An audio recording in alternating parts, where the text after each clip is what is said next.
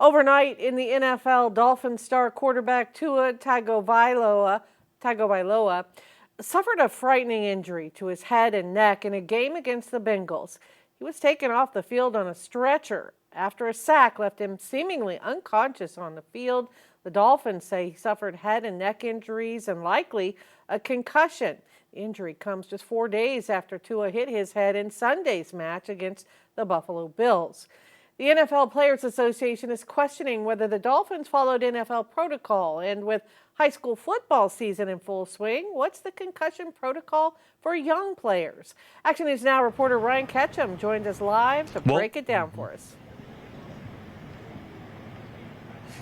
Well, there's a whole list of symptoms that they look at when they're monitoring an athlete. That includes dizziness, as well as headaches and loss of vision. And it's usually the athletic trainer that's looking over these athletes. Chico High's athletic trainer tells me that they use these documents from the California Interscholastic Federation. If an athlete has any of these symptoms or even says something like, "I got my bell rung," they'll pull them out of competition immediately. Then they need to be evaluated by a doctor.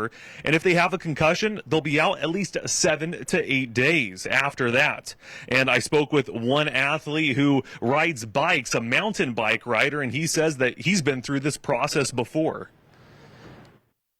The first day after the concussion, I woke up, I was like, oh my, I felt like I was like, someone just take me like to the bed, bro. I was like, oh, I cannot get up, bro. And I stand up and my vision goes black and I get tunnel vision and my knees get weak, so I had to like sit down and I had to like recover and I stand up again. It happens again, so I'm like, hold on, let me lean up against the wall. And I lean. It's just a lot.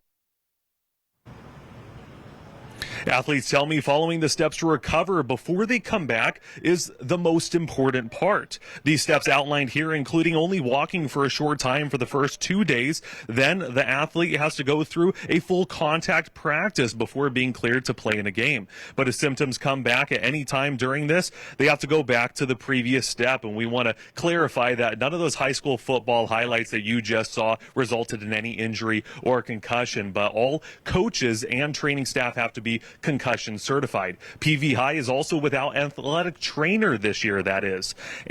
But they say, the school that is, says that they have several people on staff that are more than qualified to be able to help an athlete through the concussion process. Reporting live from PV High in Chico, I'm Ryan Ketchum. Action News Now, coverage you can count on.